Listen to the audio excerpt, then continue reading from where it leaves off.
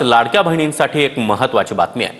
राज्यामध्ये 8 लाख लाडक्या बहिणींना आता 1500 रुपयांऐवजी 500 रुपये मिळणार आहेत। नमो शेतकरी महासन्मान निधी मिळत असल्यानं लाडकी बहिणींच्या हप्त्यामध्ये कपात करण्याचा निर्णय सरकारने घेतलाय। 8 लाख महिलांना नमो शेतकरी कार्यक्रमांतर्गत 1000 रुपयांचा सन्मान निधी दिला जातो। सरकारकडून करण्यात आलेल्या छाननीमध्ये 8 लाख महिलांना 2 योजनांचा लाभ मिळत असल्याचं समोर आलं आणि त्यामुळे या महिन्यापासून आता मिळणाऱ्या हप्त्यामध्ये निधीची कपात होणार आहे। तर 8 लाख लाडक्या बहिणींच्या लाभामध्ये कपात करण्यात येणार आहे। 8 लाख लाडक्या बहिणींना आता महिन्याला 1500 रुपयांऐवजी 500 रुपये मिळणार आहेत।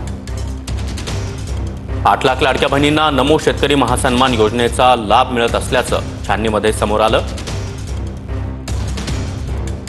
नमो शेतकरी महासन्मान योजनेमधून 1000 रुपये मिळत असल्यानं लाडकी बहीण योजनेच्या हप्त्यामध्ये कपात केली जाणार आहे। छाननीमध्ये अर्ज आढळलेल्या 8 लाख महिलांना या महिन्यापासून लाडकी बहीण योजनेमधून फक्त 500 रुपयेच मिळतील। यंदाच्या अर्थसंकल्पामध्ये लाडकी बहीण योजनेचा खर्च 46,000 कोटींवरून 36,000 कोटी करण्यात आला। तर त्याच्या लाडक्या बहिणींनीच प्रश्न विचारले पाहिजेत। ज्या लाडक्या बहिणींकडून 1500 रुपयांच्या बदल्यात मतं विकत घेतली तर त्या मतांची किंमत आता 500 वरती आलेली आहे, उद्या ती 0 वरती येईल। या राज्याची आर्थिक परिस्थिती अत्यंत गंभीर आहे। कर्मचाऱ्यांचे पगार द्यायलाही पैसे नाहीत, पण हे राज्य चालवणं आर्थिकदृष्ट्या आता सोपं राहिलेलं नाही।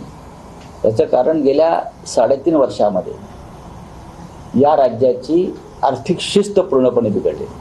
योजना लागू केली त्यावेळेस सरकारची बुद्धी भ्रष्ट झाली होती का?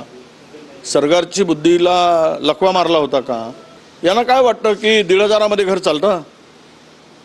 या सरकारच्या या 8 लाख महिलांना 1,500 ऐवजी 500 रुपये देत असताना यांच्या दूरदृष्टीची कीव यावी लागते, यांच्या विचाराची कीव करावीशी वाटते।